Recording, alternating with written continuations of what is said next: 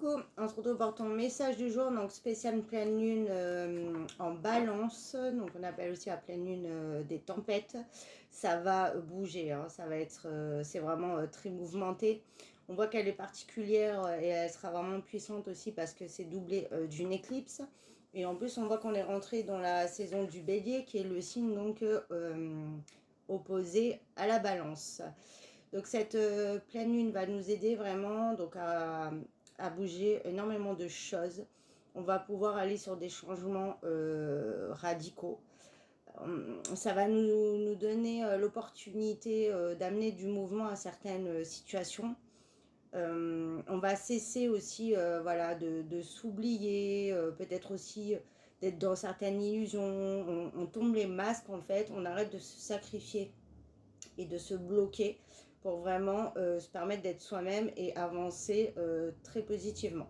On voit aussi que ça va mettre un stop et une fin aux croyances limitantes. Pardon. Ça va être aussi de couper avec des liens karmiques, de finir en fait des situations qui tournent en rond, des schémas qui sont toxiques, répétitifs, et de vraiment aller sur une belle transformation. On voit aussi qu'il va y avoir beaucoup de révélations, donc ça peut être des vérités, ça peut être aussi la révélation de nous-mêmes, et ça va nous permettre aussi voilà, de voir les choses avec honnêteté. C'est-à-dire, on va pouvoir mettre le doigt vraiment sur ce qui nous déséquilibre, justement pour aller vers cette guérison. C'est aussi des énergies de justice hein, avec la balance et aussi la notion de trouver un équilibre.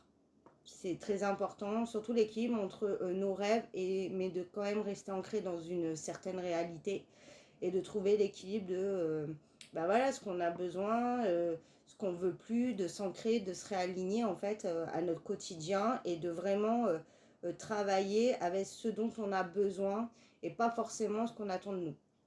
Et de trouver aussi voilà, un juste milieu, donc un équilibre avec ce qu'on a besoin, ce qu'on désire et ce que peuvent penser les autres et nous aider à mieux gérer en fait les relations.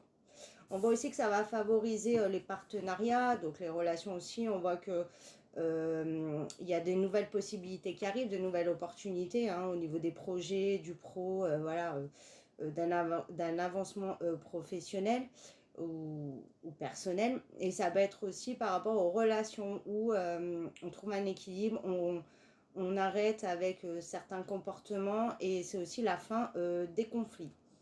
Et ça va nous permettre aussi surtout de réfléchir à nos engagements. Mais ça en général, est-ce qu'on est engagé